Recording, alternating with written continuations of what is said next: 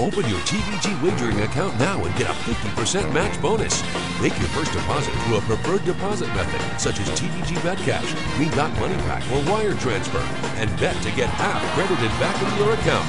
Go to TVG.com or call 1-888-PLAY-TVG.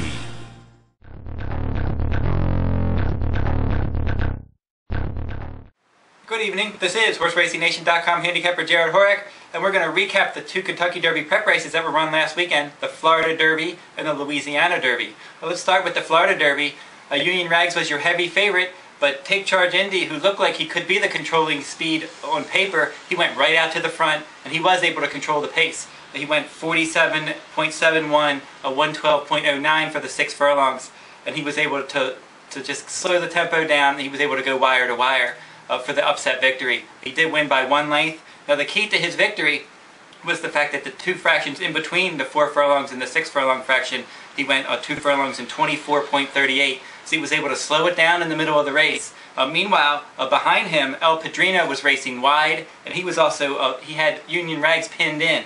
So Castellano was aboard El Padrino, and his strategy was to pin in Union Rags and keep him trapped along the inside, and so that Julien Leparoux couldn't make a move, and then El Padrino would be able to get first run. Well, that really did happen, but the problem was that Take Charge Indy controlled the pace. Reveron, who was second throughout, he just raced in second all the way around the track, and those two just dominated the pace in that race. Now Union Rags was hemmed in along the inside, as I mentioned. He was stuck in traffic. He had nowhere to go, and then at the top of the stretch, running through the lane, he did get an inside opening. He finished up nicely.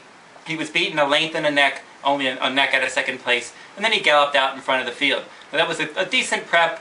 He probably should have won the race, except the circumstances, as I mentioned, caused him to just miss. But he had already qualified for the Kentucky Derby on graded earnings, and he's still looking good. If he continues to train well leading up to the Kentucky Derby, he's still a major player.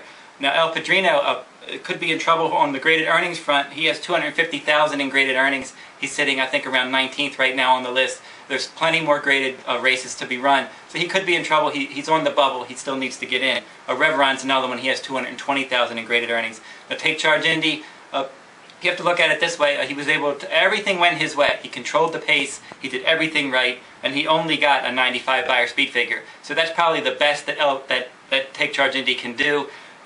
That perfect circumstances, that's the best that you're going to get out of him right now. Where Union Rags has some trouble, he's better than that, and I think that in that race, I think that Union Rags is the one that you have to look for in the Kentucky Derby. Over to the Louisiana Derby, a slow 90 buyer speed figure. The shocking winner of that one, Hero of Order. He was over 100 to 1. He ended up stunning the field, tracking the pace in second, opening up, and then holding off Mark Valesky. Now, he's not nominated to the Triple Crown Series, to the Kentucky Derby, so he won't make it into the Kentucky Derby. Your runner-up was Mark Valesky. Now, he did lose a shoe, and he did bruise his foot. He probably could have won the race, but he should have. Anyway, it was a slow race. It was a 90 buyer. He didn't get the job done. He does have $260,000 in graded earnings. He's just in front of El Padrino. He's kind of on the bubble as well. Then your show finisher, Rousing Sermon. He's in a little better shape than Mark Valesky or El Padrino. He's sitting at about $270,000 in graded earnings.